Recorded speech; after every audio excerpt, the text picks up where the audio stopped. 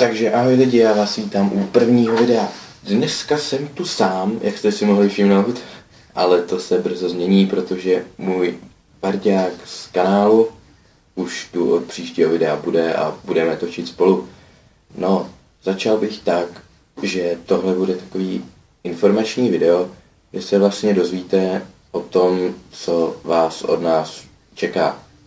Takže určitě bychom chtěli hrát nějaký hry, co se týče prostě Smite, nějaká Terrarie, Dungeon Defenders a co si vlastně řekněte, ještě by byla asi Don't Starve, až vyjde multiplayer, na což se moc těším.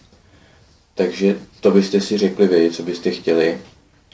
No určitě pak nějaký challenge, třeba každý měsíc by to bylo ve čtvrtek, takže v pátek by se k vám asi pravděpodobně dostali a byly by to challenge, z začátku mám nějaký vymyšlení, ale potom samozřejmě, jestli to bude mít nějaký ohlas, tak bych vás poprosil, abyste napsali do komentářů, co by mohla být příští challenge, kterou byste chtěli.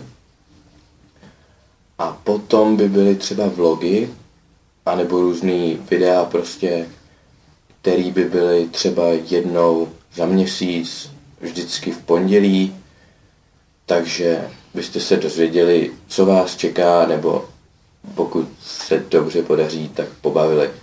No, to by bylo asi pro tohle video všechno. Já se s váma zatím loučím, určitě se podívejte na další videa.